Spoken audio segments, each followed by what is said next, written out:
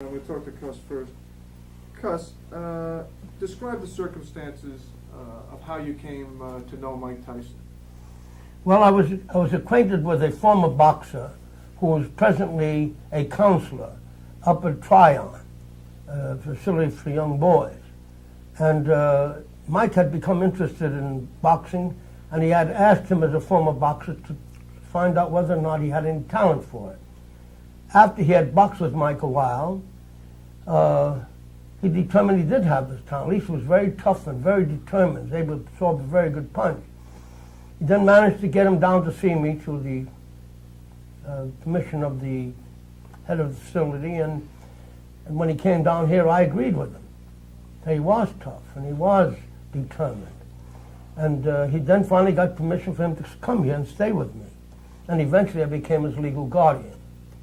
And the progress he's made has been remarkable in many ways because of the fact that he has, because of the interest mostly, has been able to show the type of improvement that reminded me so much of Patterson, who when he was young, about the same age, showed the same type of interest and the same type of motivation and drive, which usually predicts a good fighter, you know. And he, of course, showed a very unusual interest in boxing, inasmuch as he began to read all of the books, boxing books I have here, all the ring magazines going all the way back, and he knows more about the former champions than I do. People are terribly impressed. Jimmy was, for example, very impressed, because no matter what questions he asked, he had the answer for it. So I think that's all because of the fact he had such a tremendous interest in I think a real dedication and motivation to become a boxer. And because of this reason, he continued and continues to read all of these things pertaining to boxing and the former great fighters who he admires greatly, having seen them in moving pictures. Because when he first came here, I mean, when you first met Mike at a young age, anybody who looked at his history at that point would have said, geez, this is a bad kid. I mean, this is a rotten kid. He's going to end up, going away for life someplace. When he came to you, was he a bad kid? What kind of a kid was he when he first came here? Well, I wouldn't say he was bad, because basically he had some wonderful qualities. I'm not just saying because he's here. He had some excellent qualities. But then he had the environment in which he grew up with. And this environment, of course, he made adjustments too. And it was difficult now to go in an entirely and completely different environment. And I knew there was going to be a problem in doing this. But I knew that if he persisted, it would happen. And it did, and it has. Give me a deuce. If I do that, that means pull out to a deuce, okay? Right, I got you, Alex. A little bit tighter. The deuce should be going a little bit. Okay, then if I go like this, push into a single of whoever's talking, okay? 4. Mike, how would you describe yourself when you came down to Cuss? Where were you headed in your life when you first met Cuss?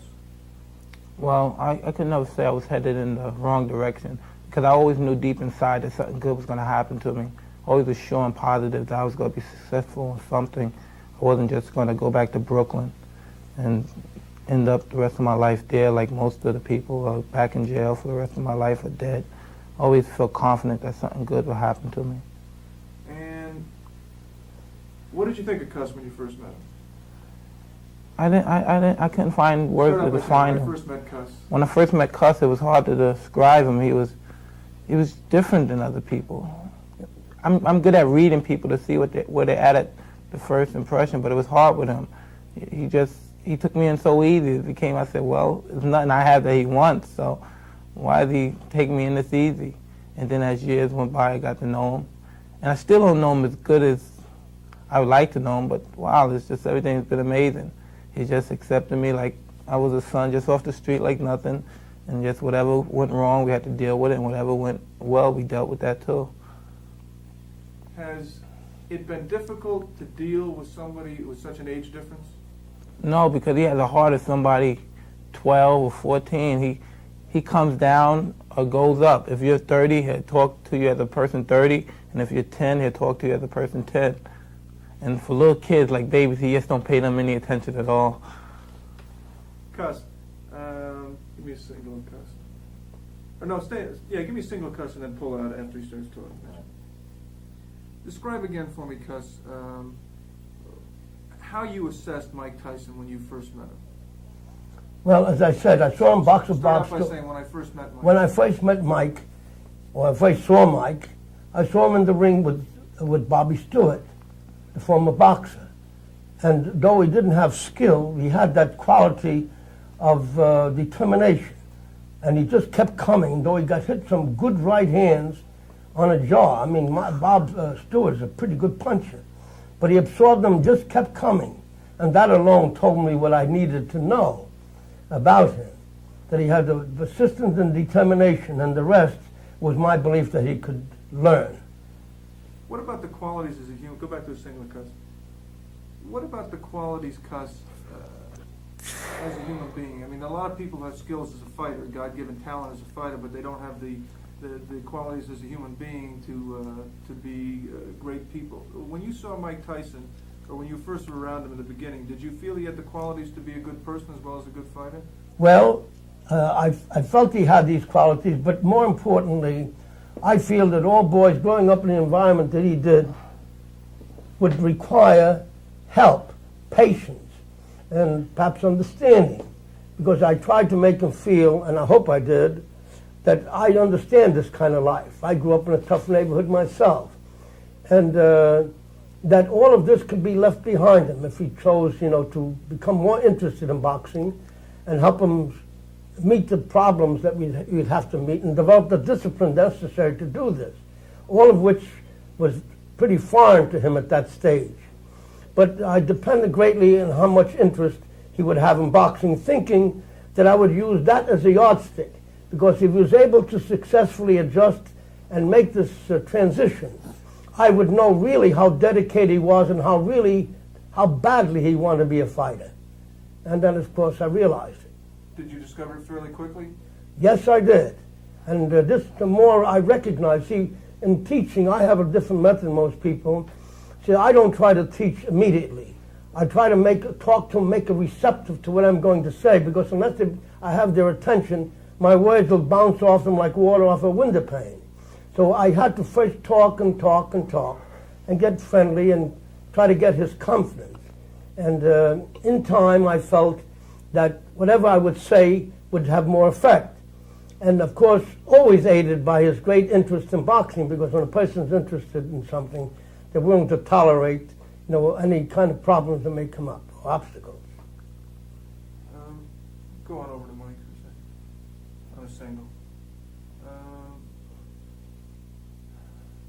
Check focus. Go ahead. Mike, did you describe your early years for me? Just describe what you went through in your early years. What kind of a kid you were before you met Tyson? When I was younger and I was living in Brooklyn, it's really, I can never forget, but it's kind of hard to describe, because some of the things I went through, I look back and I said, wow, did I really do those things compared to now?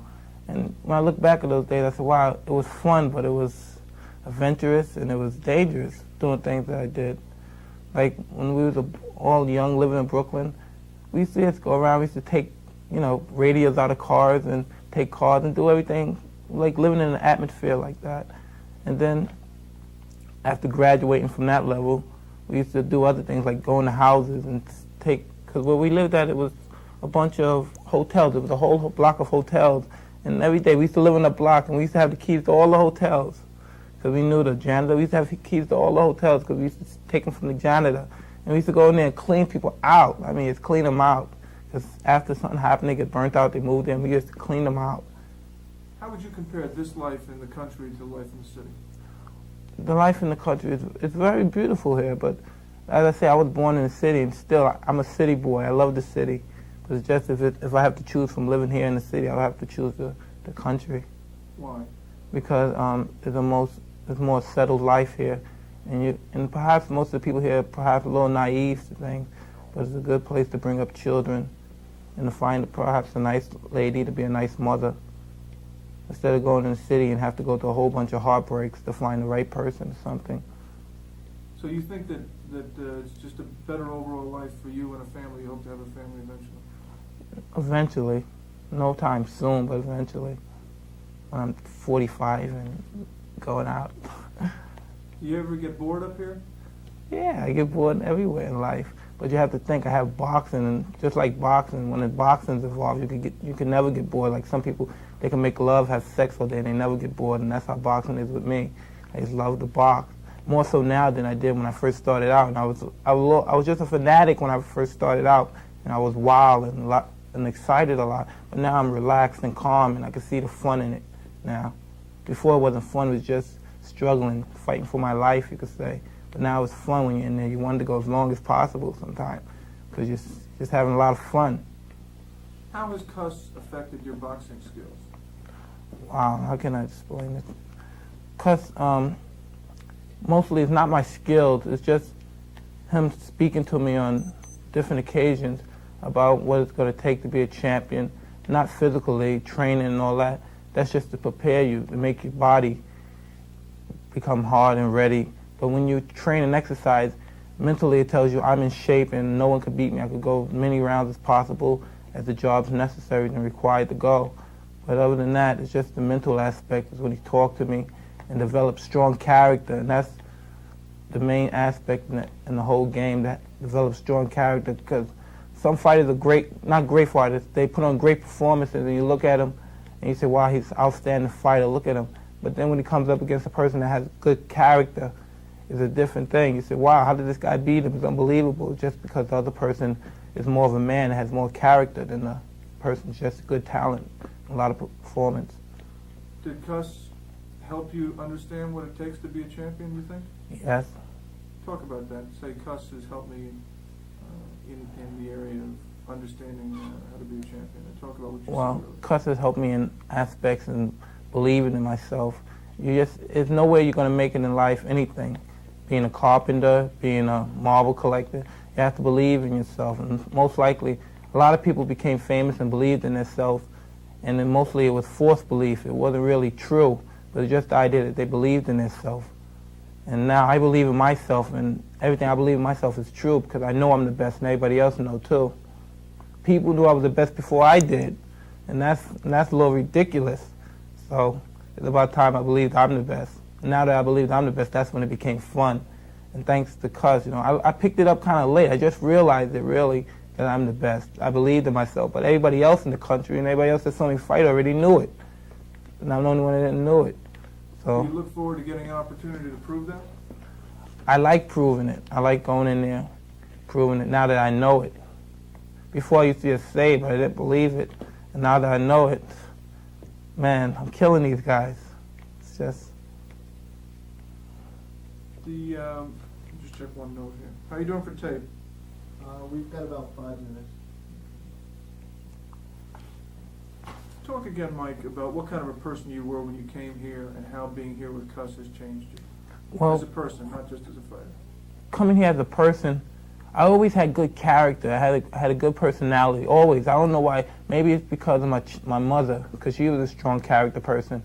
I just always had good character, and I knew that. That's one thing. I always knew I had a good character and personality. But just coming here, I realized a lot more. And I just, coming from the atmosphere of Brooklyn, I just never trust anybody. You don't trust anybody. Because up here, Cuts was doing something for nothing, and you're not used to people in the city doing something for you, and them not wanting something back in return. So I just shy off. I didn't like that for some reason. I was always leery about that situation.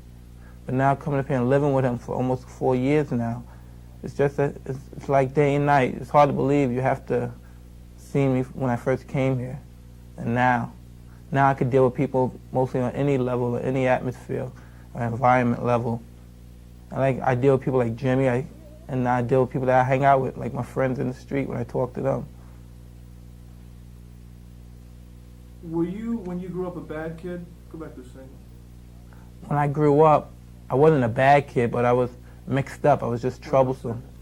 You used to do bad things, True. but you weren't a bad kid. That's true. Whenever you're ready. Like I said, when I was growing up, I wasn't a bad kid. Like I did things by myself, but I did it because I thought that was all right.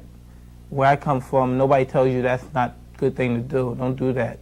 No one never told me that was a bad thing to do. They just say, well, you're going to go to jail for the rest of your life or somebody's going to kill you, but they never said that was a bad thing to do. But I mean, when you were picked up and arrested and sent away a number of times, do you think you would have continued to get in trouble if it hadn't been for boxing? I would never, after being in Johnstown, I don't think I would have ever been in trouble anymore, because just being in Johnstown, I grew up a lot. I learned to play, let's say, a society game where in there you had to play a game to survive, to go home, to be released. And then I learned how to play that game, and I learned to play that game and turn it into reality, and that became a way of life for me. So you saying in your mind you were never a bad kid, but you did bad things? Yes. That's about the size of it, yes. Go ahead and say that in your own words. Because most people were saying, they hear about Mike Tyson, they say, Jesus, in reform school a number of times, and when he was 11 or 12 years old, he was burglarizing people. I mean, that's a bad kid. Talk about that. I mean, why you were doing what you were doing, and what made you stop. Well, where I come from, people usually don't have, the people that say that I'm a bad kid, they never experienced things that I experienced. They lived in two different worlds. They couldn't understand. They're yet to steal a loaf of bread. And they say, why is this kid doing it? They just can't understand. And where I come from, we were never well off financially.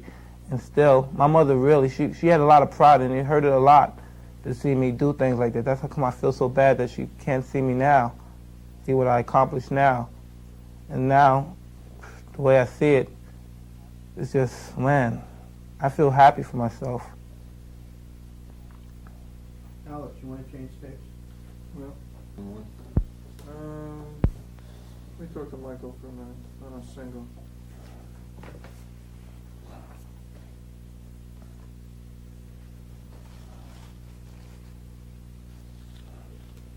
Michael, talk about what role boxing plays in your life, how it's changed your life, and what role it plays in your life. Well, boxing changed me a great deal, not only because of the game boxing, that I'm a good boxer and it built confidence in me and everything, but as a person mostly, more than anything, because if it wasn't for boxing, because things you have to do, you have to discipline yourself, and then when you apply the discipline you learn in the ring and you apply it outside of the ring, it makes you twice of a person. By the things I used to do, I don't do them no more. I still had the idea, the thought is in my mind sometimes, but it's just that I have so much discipline, it can never take over. Like a lot of thoughts that are minor, but it's just because of my discipline, I don't let it take over. I'd like to say something at this point regarding that area. See, before he started, when I evaluated his tremendous interest in boxing, I told him first what it required to be a champion. I explained all the different things that he has to be in order to be a champion. And then I made him, at least I knew as a result of that, he would think and relate that to what he's been and how he had to adjust to becoming a champion if that's what he wanted to be. And all adjustments he would have to make, which is what he did. Basically, that was the idea. Let him know what it takes to be a champion, and then being aware of it and being intelligent and having the qualities that could become a champion, he then decided to make the adjustments slowly but surely. Nevertheless, he's managed to do this. What in your mind does he need right now, Cus, to be a champion? Experience. Right now, I don't think there's anybody in the country, certainly in the world, who can beat him when he's capable of performing as he is. For example, the junior national world champion came down here to box with him. He was just too much for him. Now, everyone he's ever boxed has never been good enough to extend him. And he's boxed fellows like Marvin Simpson, who was a former national champion, champion. He's boxed Jimmy Clark, never was extended by these fellows. Boxed recently, who was a very good gym fighter. See, I'd rather have him good gym fighters than ring fighters, because that's what I need him for. And a fellow by the name of Hussein, you know him?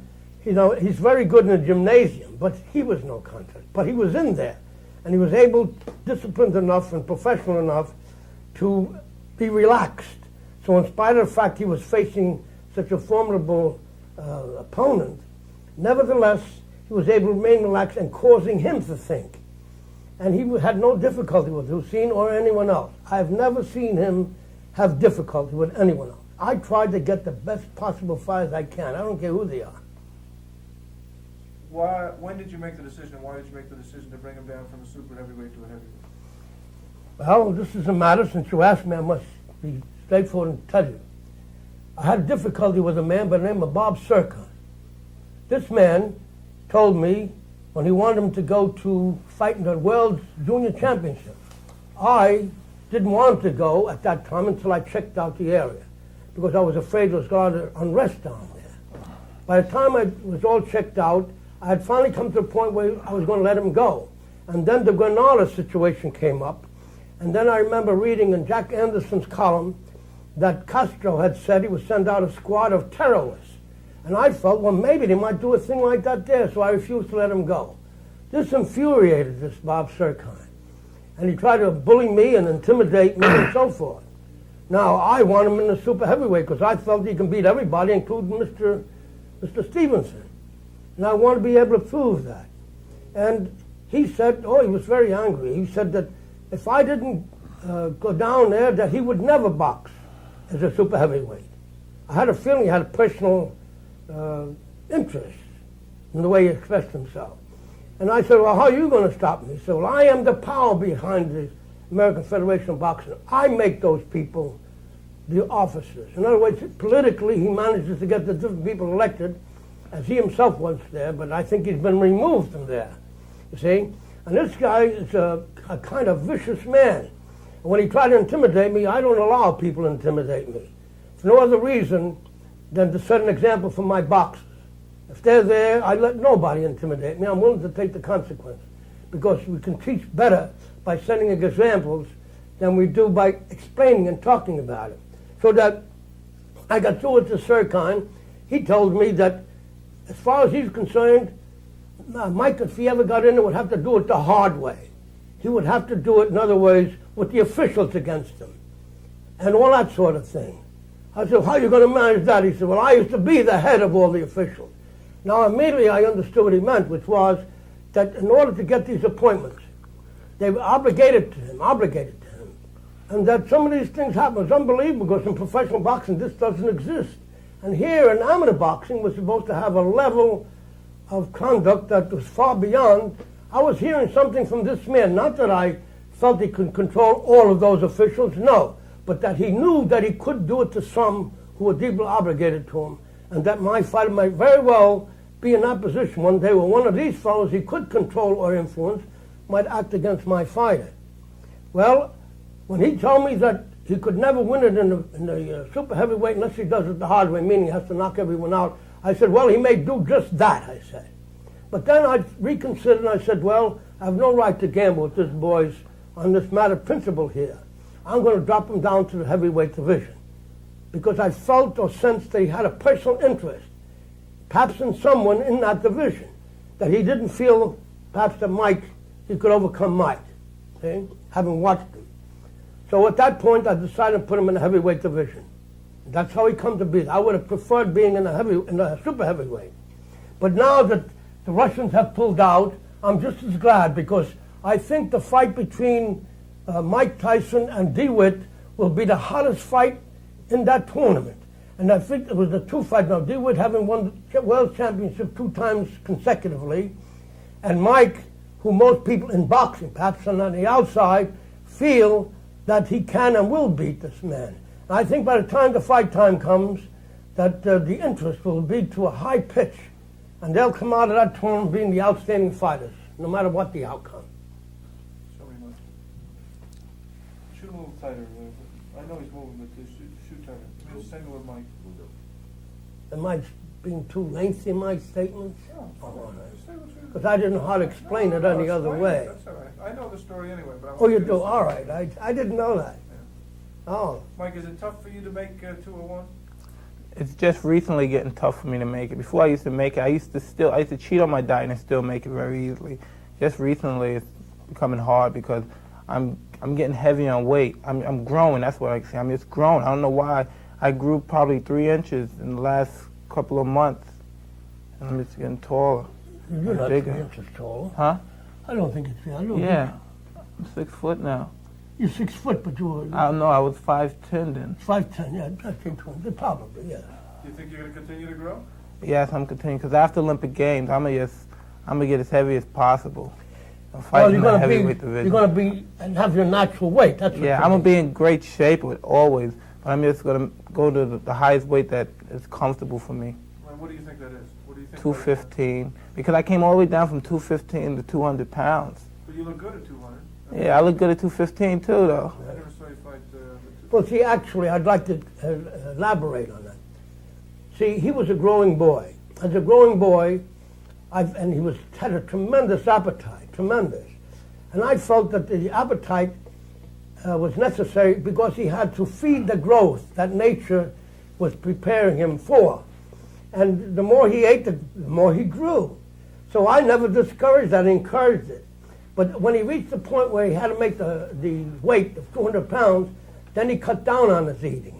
And this is why he's been able to make the weight. But of course, once he gets to be a super heavyweight, or the tournament is over, then he could eat as he normally does. Do you feel quicker let's say the deuce, do you feel quicker at the 200? I feel the same as a super heavyweight.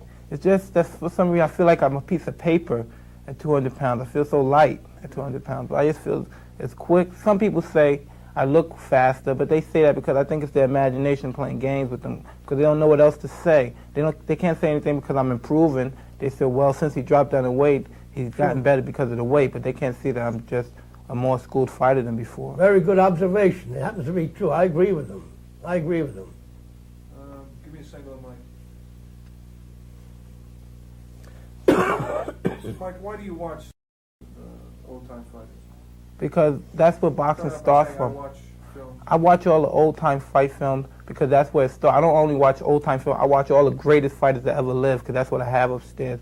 I have all the greatest fighters that ever lived from the period of the beginning of the century to 1965.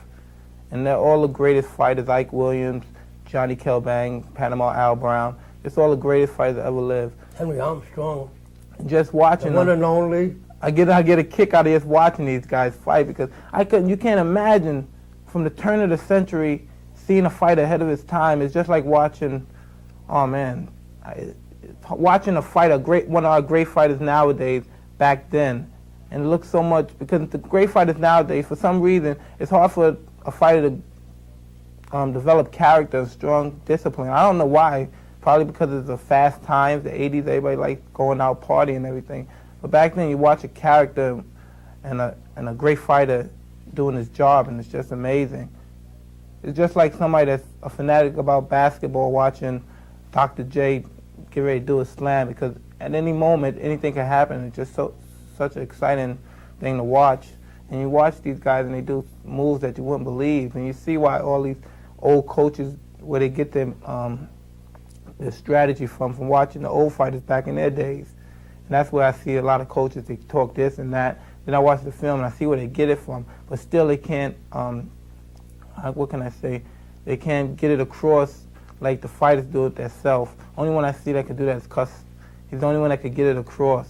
For some reason, I don't know why. Maybe because he's right in on the subject back in those days. Because he used to tell me about he watched these fights. But I couldn't believe him. Because I said, how could a fighter back in 1922 fight so great?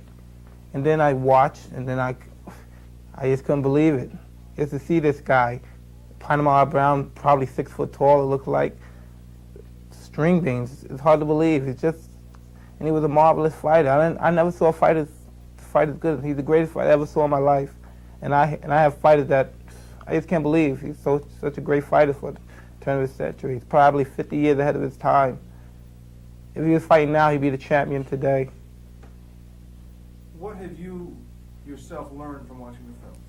I don't learn most. I just learn the character of watching the fighter. That's what it really bases on. You watch the fighter itself. When you see a fighter fighting there when his nose broke or something, and he could have just easily quit, or else he's been down 7 or 8 times. He could quit, and everybody could have, they could adjust to that. Well, he gave it his best. He'd been down. There's nothing he could do. But just because of the inside character, he knows he could quit. He doesn't have anything to prove, but he just continues because of his character. That's the way a fighter should end his job, on his back. until he can't do nothing no more. See, people nowadays don't realize that. They say, well, get the money and run, but it's not all about that, because when you have the money, people, when they make money, they feel secure. Well, I got the money and ran, but it's not like that. You have to give out what you got, and you got the money, you got to give it 100%, even if it matters being in one of those positions when you're on your back and can't get up. You just gave it your best. A matter of personal pride, which is what he builds up. He builds up his pride, he builds up the level of performance to be consistent with the pride that he feels in himself. And also the fact that these great fighters of the past, who he admires so much, and I tell them that there's no reason why he can't be even greater than those people. Because if his interest allows, and his will and ambition and his dedication is great, this is very possible. Because no one knows what perfection is until he achieves it. And from that time on, perfection is no longer perfection. You now could see beyond what we accept as perfection and be able to recognize a greater performance or greater talent. Because I don't believe in perfection at all as such, as a continuing factor. It's a relative point where a person, once he reaches it, he then is able to see further ahead than he was able to see before he reached that point. And then if he has the drive, he becomes what he wants to become, because now he sees the possibility of doing it. How are we doing for tape? We've got about 5 minutes. Give me a single of cuss and be prepared to pull out your deuce. Cuss, talk to me about what you talked to me about before, which was the idea of lightning striking twice. Oh, yes.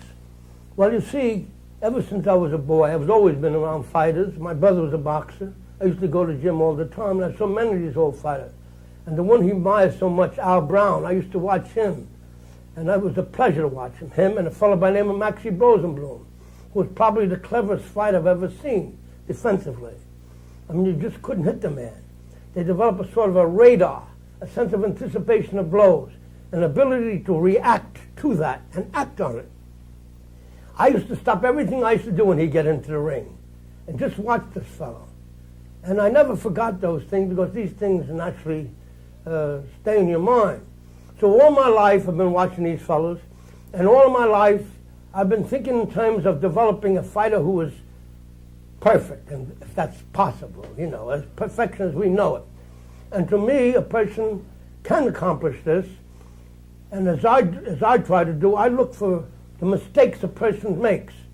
If a fighter gets in the ring, as many like Mr. Holmes. Now Holmes, I think you and I sat together in a fight one day, and I said at that particular fight, well, this fight has revealed Holmes more from what he is. And he showed, of course, he had developed a discipline which he never had before, but that particular night, he was able to come back and win the fight.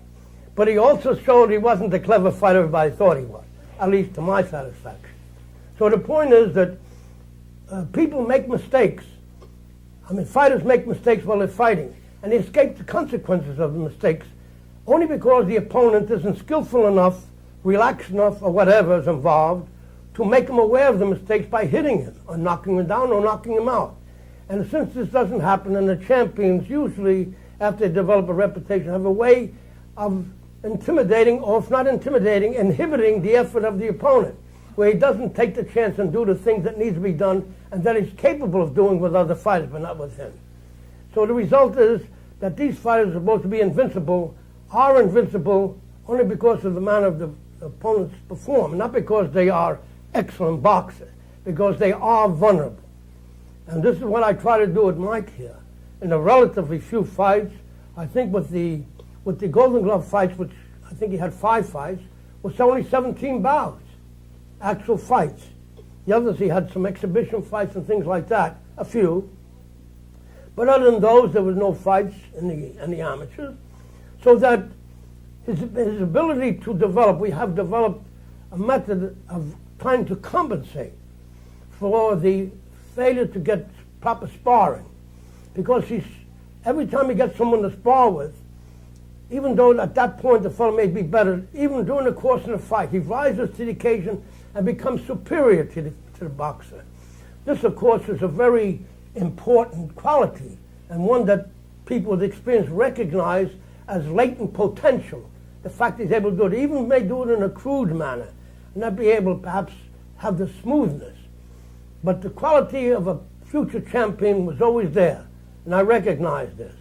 And I tried to compensate by putting to what we call movements, which is somewhat similar, I think, to what they do in karate, whereby you learn to do different movements.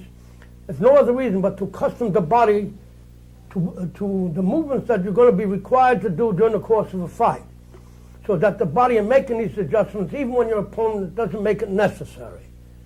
So by doing this and acquiring this and getting it down perfectly, and it's unfortunate at this moment that you can't give a demonstration of it, but you would realize how remarkably coordinated he is. He does it with lightning speed. He can strike a blow, and that split second it takes to be at your side, and almost to complete surprise of his opponent. For two things, not because he has tremendous speed, but he also, and the coordination, but he has an almost, I would say, an intuitive sense of timing, an intuitive sense of anticipation, which usually comes after at least 10 years of professional fighting, usually. Because in the old days, they used to fight very often and box every single day, so that whatever qualities you had would be developed, so that not only the people around you, but you became aware of them as well, because most of these qualities are latent. Now, when we start with these fellows, like we start with Mike, as I said, I don't start teaching them until they become receptive to what I'm going to say. And by that I mean, I do a great deal of talking, trying to find out what kind of a person he is. And I know that a person, for example, we are today a sum total of what we've been. Every act and every deed we've had makes us what we are today, good or bad, you know. So in his case, and other cases, what I do is talk and try to find out how many layers I have to peel off of them, of experiences, detrimental and otherwise, till I get down to the man himself, and then expose that so not only I see it, but he can see it. And when that happens, the progress begins from that point on, more rapidly. When you, Alex, I have to change tape. okay, Ready, Alex? okay. We got 6 Lean minutes. forward, that's it, just the way you were before, Cuz, that's good. Okay, pan left a little bit. Okay. You talked about you have to peel away the layers. That's to right. find out what's making somebody tick. When you peeled away the layers on Mike Tyson, what did you find? I found the qualities that Start out by saying, when I peeled away when I peeled away these Wait, layers, no, don't get my voice on, let me finish, go ahead. when I peeled these layers away on Mike Tyson, I found what I thought I'd find. A person of basically good character. A person who is capable of doing the things that are necessary to be done in order to be a great fighter or a champion of the world. When I recognized this, then my next job was to make him become aware of this thing, of these qualities, as well as I. Because unless he knew them as well as I did, it wouldn't help him very much. So I had to make him aware of it, and how I did that was by constantly bringing to his attention the different things when the time, as they developed, different things I bring to his attention, little incidents or whatever, which would tend to reveal himself, so to speak, to himself. And only by letting him know that he had these qualities and he had these abilities and potentials would enable him to get the real solid, deep down inner belief in himself. Because for a person to believe something with which that he could never back up, well, it's not stable enough. We have to give him reason to believe in himself in order to believe in himself. And in the process of giving him the reasons for him to believe in himself, he does, in fact, after a period of time, recognize these qualities do exist, and therefore he has reason to believe in himself. And the act of doing the technical part of it is relatively simple. As he brought out so well himself, the ability to apply the discipline, the ability to do what needs to be done, in my opinion, is the definition of a true professional. And not because a man holds a professional license. A man who's able to do what needs to be done, no matter how he feels within, is a professional. He does what needs to be done. And I think that Mike is rapidly approaching that status, that important point, which I consider he must do in order to be the greatest fighter in the world. And for all we know, barring unforeseen incidents, and if this continues without any interruption, I'm going to say something that most people think, well, he's a biased person. It's entirely possible that if we get the sparring and everything else that goes with it, whatever he requires, he may go down as one of the greatest we ever had, if not the greatest that ever lived in his division. Because this fella has extraordinary ability. For example, I know nothing about basketball, and at the time I saw him do it, he wasn't a big fellow. I mean, I don't think he was over 5'10", but he could take one leap, as I've seen professional players do, and put the basketball right in the basket. I never knew he could jump that high. And he does it so easily, and he does it consistently. So all the different things that he was doing, to have different methods where I determine what type of coordination he has at the beginning. And while it didn't, he used to go off balance a great deal, that's because he was unaccustomed. But in time, after taking these tests, I knew that he was very well coordinated. And with practice and as he adjusts himself, he demonstrated exactly the type of coordination he has. He's able to throw a punch, and as he throws a punch, like lightning, get right next to you, to the side of you, and any punch that comes hits where he was and not where he is. And in that position, he can let a bomb go without any inhibitions whatsoever, because many times people, as you may have seen in fights, are able to punch, and for some reason when a punch is thrown, it doesn't have the effect. That's because he's inhibited because of the possible feeling he may have that the opponent may counter him. So to that extent that he has this feeling, the punch and the power is inhibited. But we teach him how to get yourself in a good punching position. So when you let the punch go, you're not inhibited. And you're able to let the punch go at the full power that you're capable of. He has acquired all this, which may very well have done all of these things, all of them. But of course it would take him a great deal longer to do it.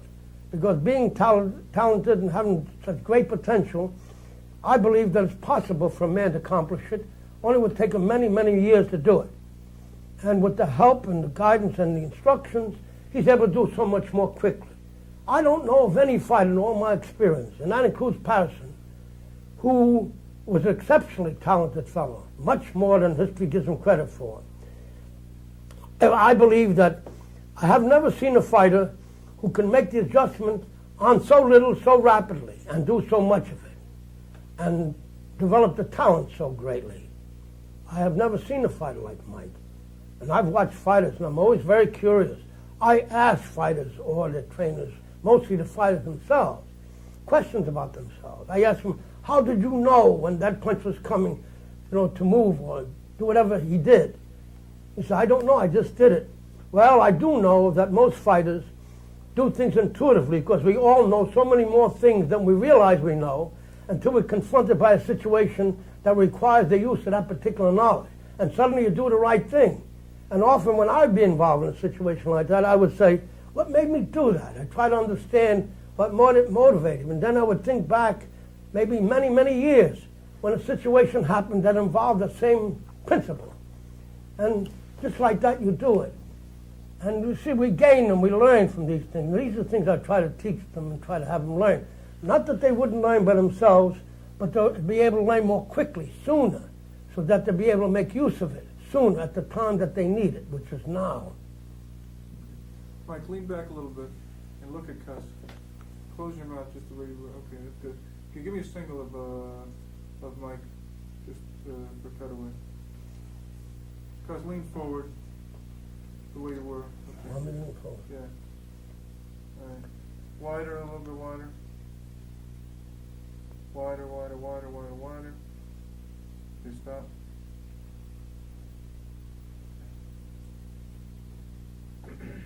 I'll tell you when it's okay, Rich. Oh, sorry. Just want to walk it off the stage. Okay. Give me a single of Cuss. Let me talk to Michael first. I'm sorry. Give me Mike.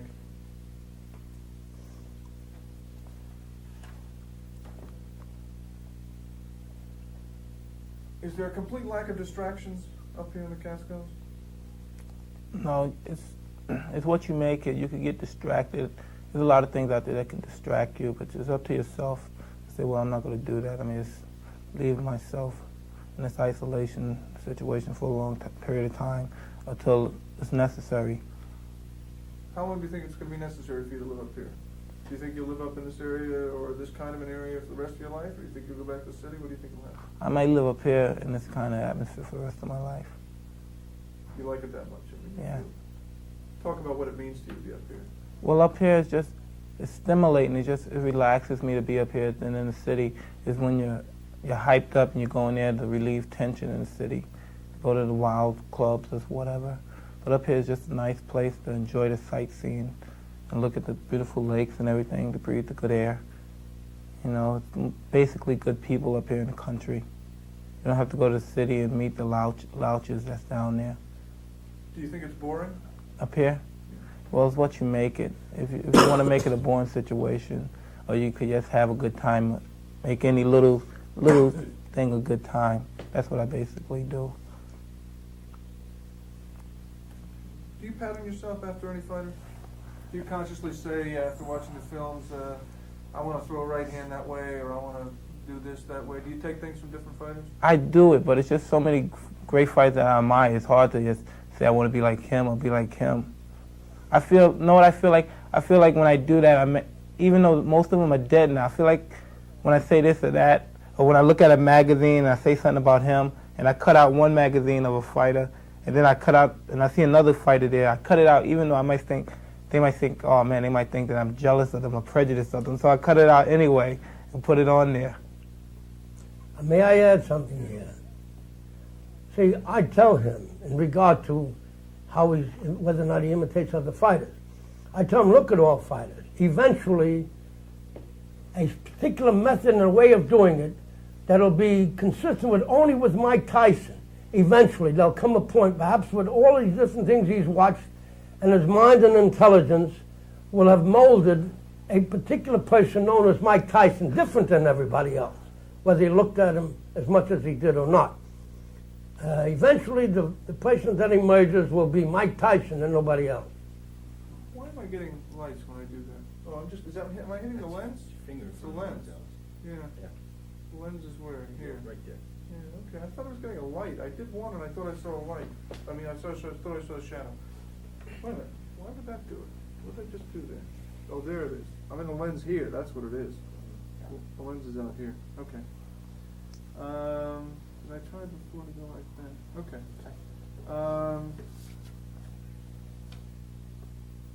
Let me single a mic. Be prepared to pull into a deuce. Right. Mike, how does Cuss teach? What is his teaching method to teach him boxing skills? And maybe skills as a human being, not just boxing skills. Well, he just teaches you. Say Cuss. Start by saying Cuss. Cuss, yes, prepares you. When you come into the gym, anybody, and he doesn't expect for you to be the world champion. He just prepares you to, when you come in the gym, and when you leave the gym, you're a better person than when you came in. And usually he's successful in doing so, because I've seen a lot of kids come into the gym, and they had no idea of being a fighter at all. And just coming to the gym, they're like a pain in the neck, obnoxious, coming in the gym, giving everybody a hard time.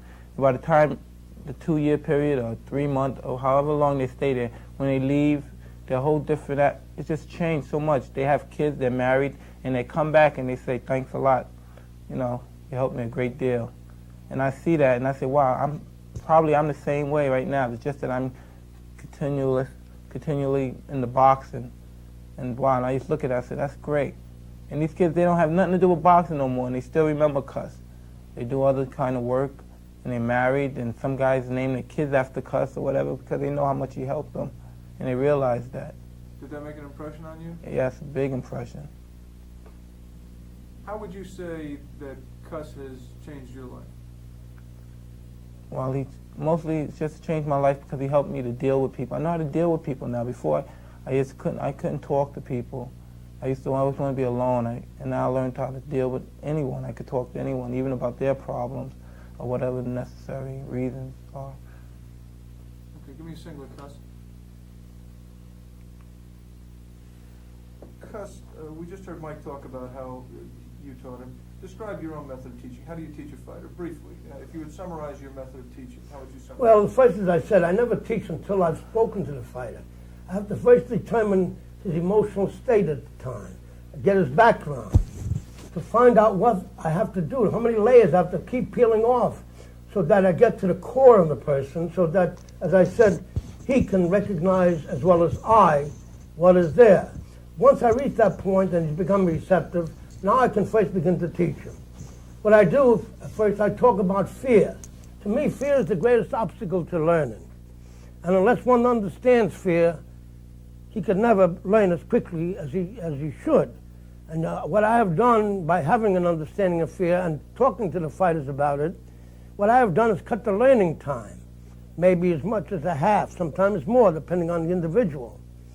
Now fear, may I mention that? Fear is like fire. If you learn to control it, you can make it work for you. If you let it get out of control, it can destroy you and everything around you. Or like a snowball on a hill. A snowball on a hill, you can pick it up and do whatever you want with it. But let that snowball roll down the hill, it gets so large if you try to stop it at that point, it'll crush you. So fear is like that. We've learned to understand fear. Most people think of fear as something to be ashamed of, something to be really embarrassed about. But I teach these boys that fear is a normal, healthy thing. I often ask them, who is your best friend? Well, they try to name individuals. I tell them, no, your best friend is fear. Nature gave us fear in order to survive. Without fear, we would all die. Just think of how long you would live if you weren't afraid. You'd go out in the street and do something very dangerous and die as a result. Maybe you're in a hurry, you can jump out of the window to get down there quicker, all because you wouldn't be afraid. So nature gave us this fear, and I often give the same example of a deer crossing an open field, and upon approaching the forest, instinct tells him danger is there. And automatically, the desire to live, to survive, comes to play where the adrenal gland injects adrenaline in the bloodstream and enables the body to perform extraordinary feats of agility and strength, where the deer normally would jump 15 or 20 feet. With the adrenaline, the first jump may be 40 or 50 feet, enough to get it away from the immediate danger, and then the natural asset of speed will help him escape and survive. This is a basic way of how fear helps you live, why fear is your best friend. Now, the same thing happens to humans. I'm sure back in the days of the cavemen, where they were dangerous, and life was dangerous. Maybe they lived in the caves and built a fire or something to keep the animals away. But eventually had to go out into the forest and get food. And that person who was able to go out with the club or whatever else he had, carefully go into that forest to avoid and anticipate all possible dangers, and then manage to get food and help his family survive. And the person who failed in the process naturally died. But eventually it would be those who didn't fail, who were able to teach their children, whoever they had to teach, to do the same and benefit their experience. So the cumulative experience enabled them to face the conditions to help them survive. Well, I believe that this fear is what enabled them to do it, the discipline and the control of this fear. Fear lends sharpness to a person. Fear makes you keen and sharp. Without fear, as I said, the things would happen and be too late for you to do anything about it. I also take these boys to step by step as to how they're going to do what they're going to do eventually. When they come to the gym, after giving them the talk about fear, and I tell them fear is their best friend, that many kids don't even know. I tell them, do you know the difference between being afraid and being yellow, or the difference between a hero and a coward? Well, they give me answers, but they weren't accurate. And I tell them there's no difference between a hero and a coward at all in how they feel, but it's what they do that makes a difference. That's what makes the difference between a hero and a coward. Now, the people who watch you do what you do judge you on what you do, not how you feel. If you go out there and you do what you do, and you do it in what people call an heroic manner, they think of you as a hero. And if you do things as a person does that's often referred to as cowardly or whatever, they think of you in that way. But the hero and the coward feels exactly the same. You have to have the discipline to do what a hero does and to keep yourself from doing what the coward does, or the so-called coward. Everybody's a coward, more or less. You said that the... 2 minutes, okay, why don't you change it then? You want to stand up and stretch a little bit? How's your back? All right? I had a couple of fellows just like him, that came up the same way and didn't want to go to school when they got through. They went to college. Right, one fellow, he also writes this quite often. He only sent us a card recently saying his wife gave birth to a child, and he said the same thing as he did. And you should see some of the cards he writes. You know, they're, if you ever get where you lose interest, which I haven't, this kind of a letter or card that you read would restore that interest pretty damn quickly. Yeah. At least you do something that's worthwhile, you know. Let me see with this. And be prepared to go to a deuce. And I'll be back here for the deuce, all right? Okay, right. Center home. Cuz, compare Mike to Patterson. Well, in some ways it's difficult to make the comparison because you must realize that Patterson had at least 55 or 60 amateur fights, most of whom he knocked out. I think out of 55 he knocked out 50, or if he had 60, he knocked out about 50, 55 of them, okay? His knockout record and his experience is far, far greater than, and to make such a comparison is rather difficult. But I think I can say that Mike Tyson basically has a tremendous potential, far greater, because see, Patterson grew up from a middleweight, a welterweight, into a heavyweight, although really a light heavyweight, see? Whereas Mike came here as a heavyweight, even though he was only 14. And he did develop, and with much less experience.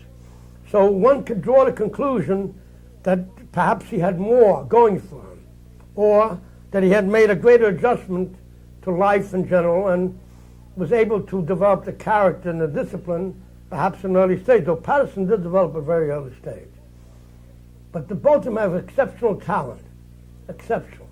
To my mind, Patterson, for example, was one of the most underrated champions we ever had, because we lived at a time and worked at a time with him when the press was working for the IBC rather than for the paper. And naturally, the impression they created in the public mind that Patterson was a glass jaw or whatever way they referred to him in some complimentary way. All I can tell you is he beat everybody around. And they used to make up stories that he never fought big contenders. He fought more number one contenders than anybody else. But if he didn't fight them, it's because the IBC controlled him and wouldn't let him fight him. But whenever he fought them, he beat them. And I never forget the opinion that Eddie Egan, who was a former Olympic champion and a commissioner in New York State, had gone out there and watched Patterson win the Olympic Games.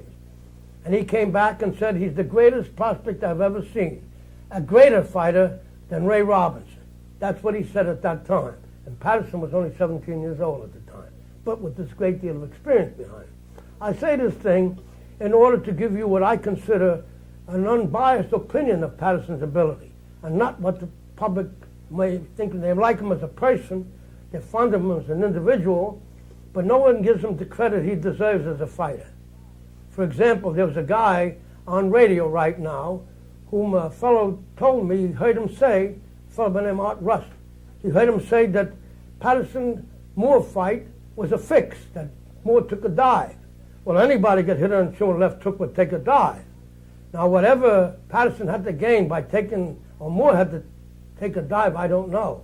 But I do know some personal stories that took place at the time, where certain very prominent people, friendly to Jim Norris, bet huge sums of money, which was difficult to do in those days.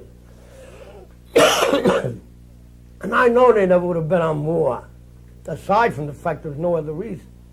Patterson beat Moore, knocked out Moore because he was a better fighter. When you do the deuce, lose some of the space on the left there, because yeah, squeeze in a little bit more. Okay, that's your deuce. Even more.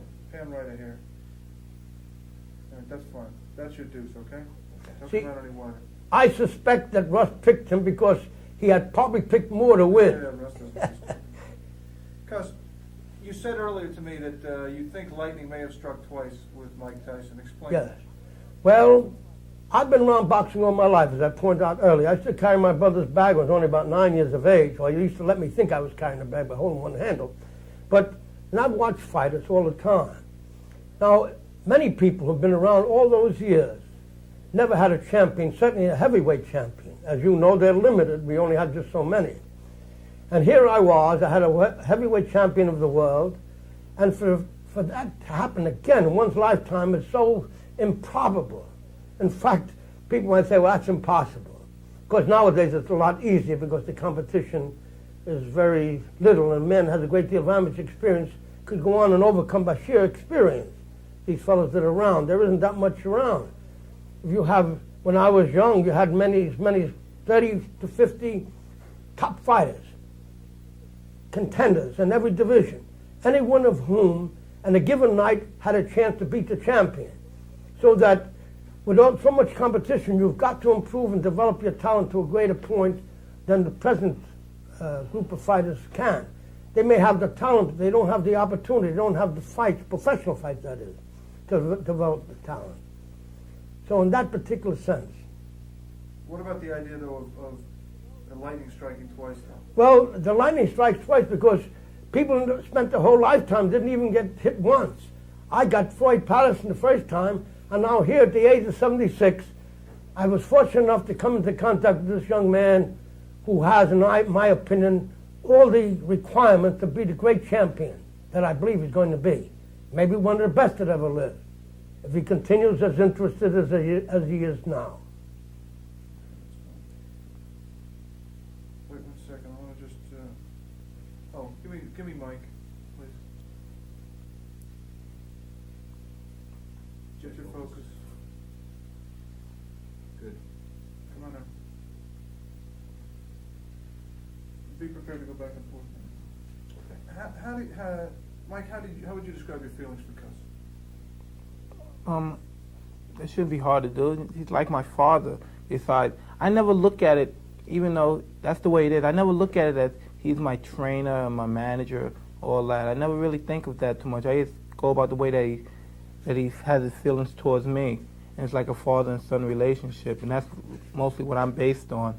You know, even though he is my manager and trainer, sometimes I forget that because of the way we are. And Cuss, how would you describe your feelings for Mike? Well, you know, I tell these boys, all of them, when I come into contact with them, as a result of our relationship with one another, you either get to gain respect or lose respect for me. And I will either gain or lose respect for you. Inadvertently, or I should say rather than inadvertently, I'm trying to establish in them something for which to strive for. See, and as I said before, or earlier, that I find the best way of teaching by setting examples. Now, you set a good example, and it appeals to them, they'll try to emulate you. See, and this is what I try to do. Now, aside from the explaining, my purpose in explaining is only to let them see the logic and the value of what I have to explain and teach. But they have to have the intelligence to understand it and accept it as truth, as fact. And then this helps, develop them to the point that's necessary. Are you able to think of a fighter you work with like Mike Tyson? Do you ever think of him on a personal basis as opposed to being a boxer? What do you feel about him on a personal basis? Well, first of all, I am a professional. And as a professional, my judgments as a fighter are detached. I never allow my personal feelings to get involved, no matter how much affection I may have. But as I said before, you either gain or lose respect. And having watched him come from where he was to what he is, I can say honestly I have a very deep affection for him. I do. Because, and not only affection and admiration, because I know what it takes to be and to do what he's done and what he's doing. I'm aware of it. And it's so unusual that, I feel I was a part of it. It's almost like liking yourself too, because you felt you don't even know how much you contributed to it. But the result is then you like to think you had, much more to do with it. So, in that sense, I think I answered the question. Let me single Mike. Mike, how do you see your future? When you think about a future, what do you dream about? What are your dreams? Start out by saying my dreams. Well, really, I don't call it dreams. That's when you're first starting off. That's just the image. You have the dream to push the motivation. At this particular moment, I just set my mind on just the fighting. I never think of where I'm going now. 10 years from now, people say, well, I just want to be alive 10 years from now.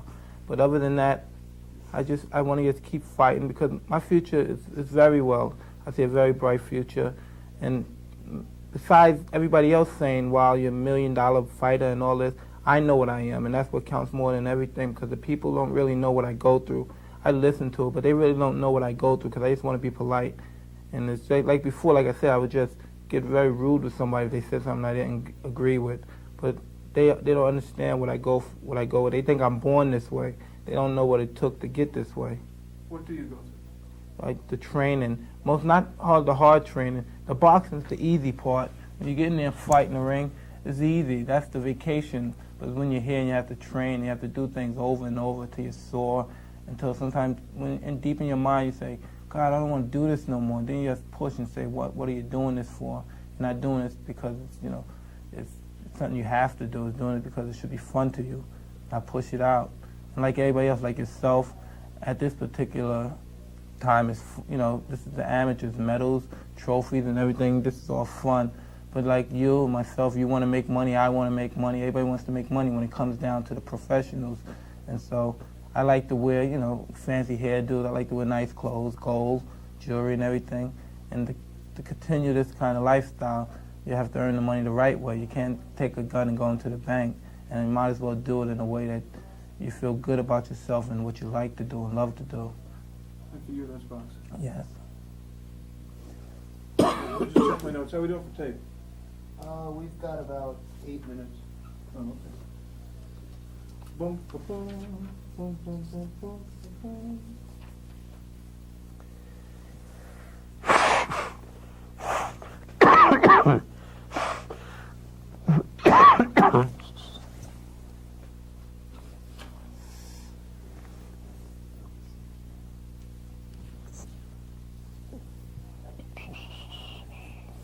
Cuss.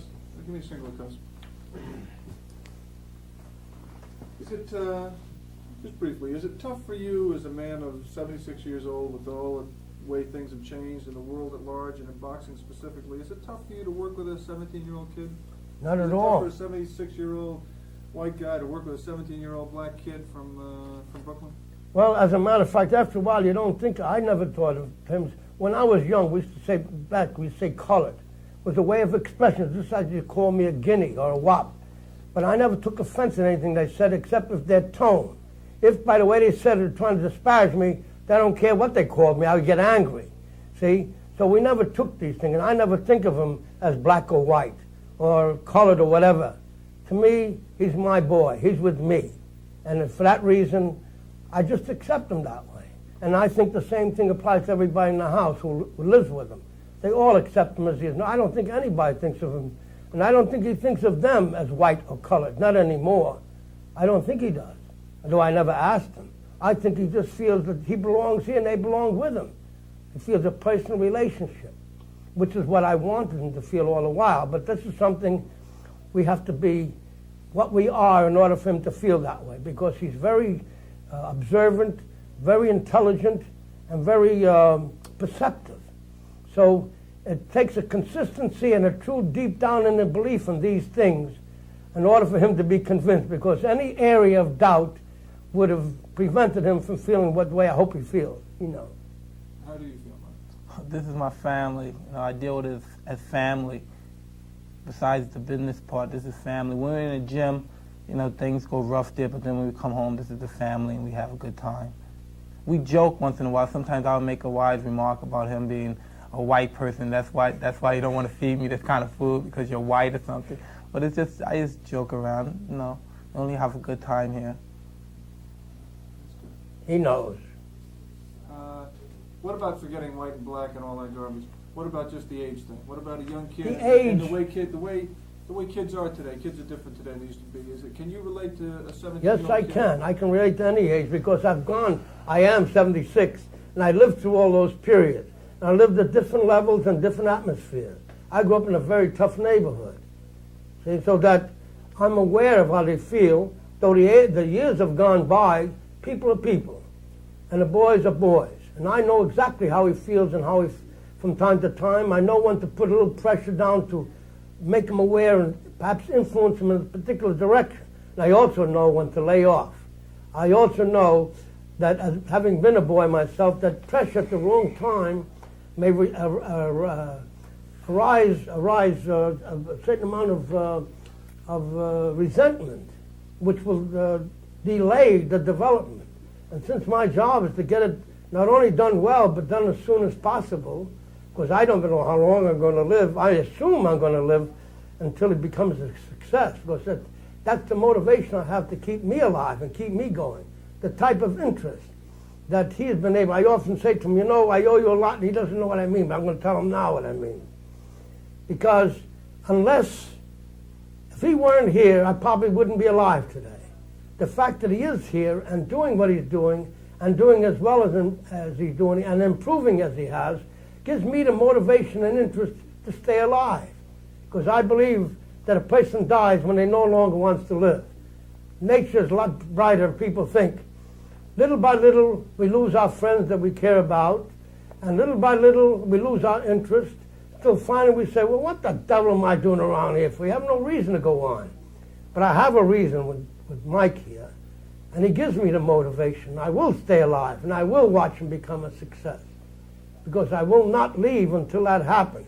Because when I leave, he not only will know how to fight, he will not only understand many things, but he'll also be able to take care of himself, because I have good friends like Jim Jacobs and Bill Caton, who are thoroughly and completely honest and competent in every area, who will, I know, continue doing what I have done, and probably a lot better than I've done it.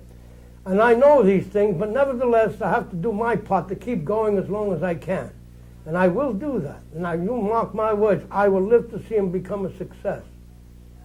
Mike, do you ever feel, go to Mike, that you have an obligation to succeed for Cuss, not only for yourself, for what he's given to you, that you have to succeed for both of you, that you're working for both of you? Well, similar. Hold on a second. We're gonna have a battery change coming up in a while. Okay. Go ahead. All right.